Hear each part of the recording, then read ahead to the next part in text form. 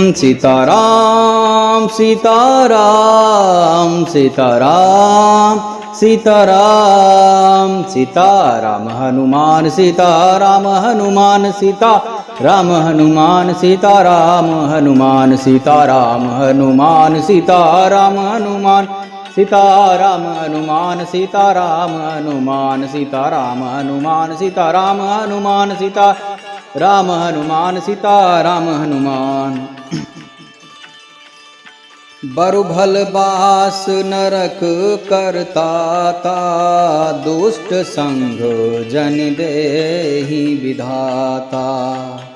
अब पद देखी कुशल रघुराया, जो तुम कीन जानी जन दाया। क्या कहते हैं विभीषण जी? हे तात, नरक में रहना अच्छा है, परंतु दुष्ट संग जन देहि विधाता। विधाता दुष्ट का संग न दे, क्योंकि दुष्ट की संगति आ जाती है तो बहुत समस्या हो जाता है। इसलिए दुष्टों का यदि पता चल जाए किसी भी जीव को कि ये प्राणी दुष्ट है, दुष्ट अब किसको समझना चाहिए? एक तो अधर्मी हो गया, दूसरा भगवान का नाम संकीर्तन कर रहे हो तो उसको अच्छा नहीं लग रहा, उसको भगवान को नाम लेकर नाम को छोड़ करके कुछ दूसरा ही पसंद आ रहा है, कुछ दूसरे के बारे में चर्चा करना, दूसरे की बुराई करना, उसको यह सब अच्छा लग रहा है, तो वह अभी दुष्ट ही है। विभीषण जी यही बोल रहे हैं कि दुष्ट का संग मत दो, नरक दे दो चलेगा, क्योंकि संगत का प्रभाव पड़ता है। एक लोहा है, पानी में डालो तो डूब जाएगा, परंतु नाव में उसको गाड़ दिया जाए वह आराम से तैरता रहेगा। एक संत है, संत भवसागर से पार हो जाएगा, यदि उस संत का संग कर लो तो तुम भी भवसागर से पार हो जाओगे। संत एक इंजन समझ लो, अब जितने भी डिब्बे हैं उस इंजन का साथ कर लें बस, या फिर उनका जो संत है, उनका जो दास है, उसका भी दास हो जाओ, अर्थात इंजन का एक डिब्बा, फिर उस डिब्बे से जुड़ जाओ, तब भी काम हो जाएगा। क्योंकि जहाँ इंजन जाएगा वही उसके पीछे वाला डिब्बा जाएगा, और वही उस पीछे वाले के भी पीछे वाला डिब्बा जाएगा। श्रीमद् भागवत महापुराण में तो आता है एक प्रसंग की भक्त कहते हैं कि भगवान मुझे वरदान में आप अपने आपका जो भक्त है, आपके भक्त के भक्त के भक्त के भक्त के भक्त बनना है मुझे। अब सोच सकते हैं उसमें क्या आनंद आएगा। अबे एक बार अगर भक्त बनो, भगवान का भक्त बनो ठीक है, फिर भगवान के भक्त का भक्त बन गए। यहाँ तो बोला गया है परम आनंद कब आता है? जब भगवान के भक्त के भक्त के भक्त के भक्त के भक्त बन जाओ, उसमें और आनंद आता है। अब जैसे गजग्राह वाली कथा में सबको पता है, जब भगवान नारायण पहुंचे गज को लेकर के गोलोक धाम, तो वहां पर ग्राह पहले ही द्वारपाल बना, चतुर्भुजधारी, शंख चक्र पद्म गदा धारी, भगवान का पार्षद पहले ही बन के वह गेट पर पहरा दे रहा था। भगवान नारायण बोले अरे ये नया इम्प्लाई कब आ गया, नया द्वारपाल कब आया? माता लक्ष्मी कहती हैं प्रभु आपकी महिमा अपरंपार है, आपका यदि भक्त हो तो उसमें संशय है, उसमें थोड़ा विलंब हो सकता है उसको मुक्ति प्राप्त करने में, परंतु यदि आपके भक्त का भक्त है तो उसमें तो संशय हो ही नहीं सकता कि उसको मुक्ति ना मिल जाए। भक्त से पहले आप अपने भक्त के भक्त का जो दास होता है, जो चरण पकड़ता है, उसकी मुक्ति होती है। ग्राह ने गज का चरण पकड़ लिया था, इसलिए भगवान नारायण ने पहले उसका उद्धार किया। अर्थात एक संत का भक्त बनना, उसका शिष्य बनना बहुत बड़े गर्व की बात है। उसके शिष्य का भी शिष्य बन जाओ तब भी बहुत बहुत अच्छी बात है। भागवत महापुराण में इसका भाव यही है, इसीलिए बताया गया है। तो यहाँ पर दुष्ट संग जिन दें विधाता, विभीषण जी कह रहे हैं। उसके बाद तब लग कुशल न जीव कहूँ सपने हो मन विश्राम। तब लग कुशल न जीव कहूँ, जीव को सपने में भी विश्राम नहीं हो सकता है। जब लग भजत न राम कहूँ, जब तक वह श्री रामचंद्र जी का नाम नहीं बसता है। शोक धाम तज काम, जितना भी उसका काम है माया मोह में जितना वो जकड़ा हुआ है वह सब छोड़ करके जब तक वह श्री राम जी का भजन नहीं करता है तब तक उसको आनंद की प्राप्ति नहीं हो सकती है, संतोष नहीं मिल सकता है, स्वप्न में भी संतोष नहीं मिल सकता है। वास्तविक तो बात जाने ही दो। इसलिए श्री रामचंद्र जी का संकीर्तन कहीं भी प्रवचन होता है तो प्रवचन के पहले श्री रामचंद्र जी का संकीर्तन किया जाता है और प्रवचन के बाद में भी संकीर्तन करना बहुत ज्यादा अच्छा होता है, आनंद की प्राप्ति होती है। तब लगे हृदय बसत खल नाना, लोभ मोह मच्छर मद नाना। लोभ मोह डाह मच्छर मद मान आदि अनेकों दुष्ट तभी तक हृदय में बसते हैं जब तक कि धनुष बाण और कमर में तरकस धारण किए श्री रघुनाथ जी हृदय में नहीं आते हैं। एक जगह पर एक जंगल में दो शेर नहीं रह सकते हैं, एक म्यान में दो तलवार नहीं रह सकते हैं। भगवान या रहेंगे या फिर माया रहेगा। यदि भगवान में श्री रामचंद्र जी भगवान हृदय में आ चुके हैं तो माया वहां से 9-2-11 हो जाती है। भगवान के आने से पहले ही माया प्रस्थान कर जाती है।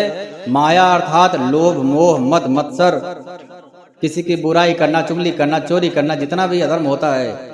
मन एक निर्मल मन हो जाता है, एक बच्चे का जैसा मन होता है उसी प्रकार से मन हो जाता है भगवान के आने से पहले। जैसे सूर्यवंशी श्री रामचंद्र जी यदि आएंगे, सूर्य यदि आएगा तो अंधकार आने से पहले ही अंधकार रूपी माया चला जाएगा, उसके बाद ही भगवान आएंगे।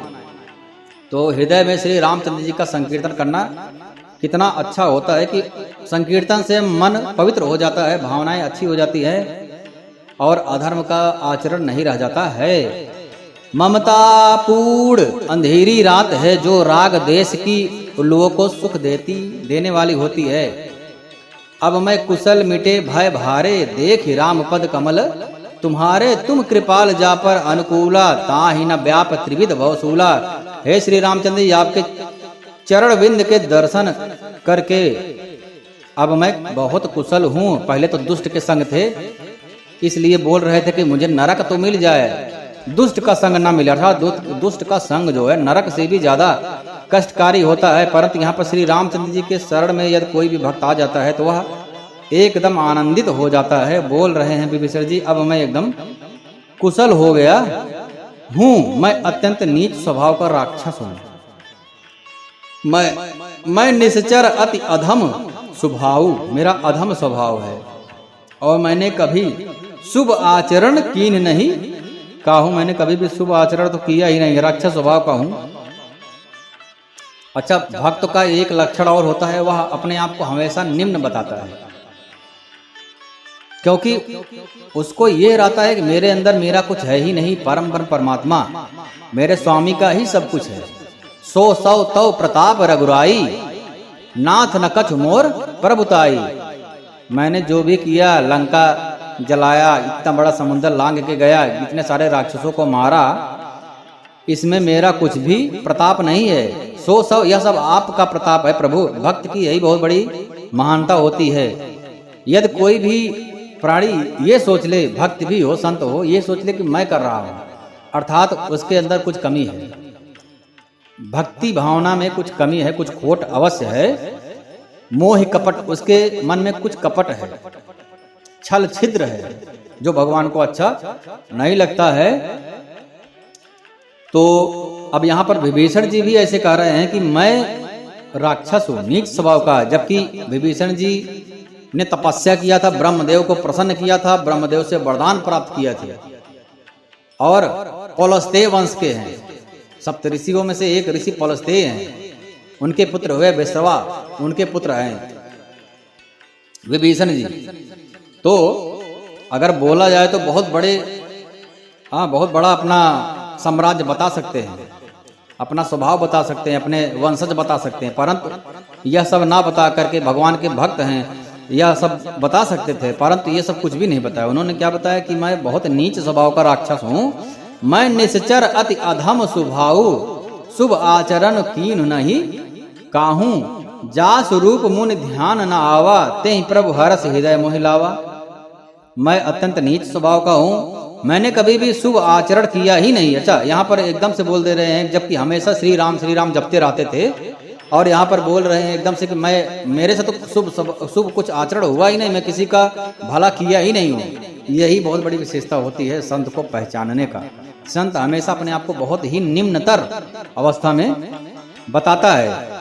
जिनका रूप मुनियों के ध्यान में भी नहीं आता है, जास रूप मुनि ध्यान ना आवा। प्रभु परम परमात्मा मुनिगण हजारों वर्ष सैकड़ों वर्ष पूरा जीवन लगा देते हैं भगवान का ध्यान करने में, परंतु ध्यान में भगवान नहीं आते हैं। जब भगवान कृपा करते हैं तभी उनको उस भक्त को, उस साधक को ध्यान में दर्शन देते हैं, या फिर भगवान का भक्त कोई कृपा करते तभी भी भगवान दर्शन देते हैं।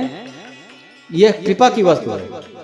कितना भी पूजा पाठ करते रहो, भगवान कृपा नहीं करेंगे तो ध्यान में आप भगवान हैं इसका अभाव ही रहेगा। कभी भी भगवान अपना होने का कुछ आपको आभास नहीं होने देंगे। वही बोला जा रहा है कि जा स्वरूप मुनि ध्यान ना आवा। जिस रूप को मुनिगण ध्यान करते रहते हैं परंतु ध्यान में आ ही नहीं पाते, जिसको वेद भी नहीं बता सकता, नेति अर्थात पार नहीं पा सकता वेद। ते ही प्रभु हर्ष हृदय मोहिलावा। वही प्रभु ने हर्षित होकर के मुझे हृदय से लगा लिया है। क्या सुंदर वर्णन एक भक्त भगवान का कर रहा है कि मैं एक निश्चर स्वभाव का हुआ, मैंने कभी भी किसी का भलाई नहीं सोचा है, अधर्म का ही आचरण हमेशा किया हूँ, मेरा यह स्वभाव है। और आप परमवर परमात्मा, आप किसी के ध्यान में भी नहीं आते हैं जब तक आप उसको चाहे नहीं, जब तक आप सोई जाना है जे ते हो जाना ही जाना ही तुम्हें हो सोई जाना है जे, वही आपको ध्यान में देख सकता है जिसके ऊपर आप कृपा कर दे। आप सोचे कि यह मुझे अब जान सकता है, तब वह जान सकता है। इसके अलावा आप प्रत्यक्ष रहेंगे फिर भी जान नहीं सकता, देख नहीं सकता है। भक्त प्रहलाद भगवान नारायण को हर जगह हर दिशा में देख रहे थे, परंतु वहीं उनके पिताजी हिरण्यकश्यप कहीं भी नहीं देख पा रहे।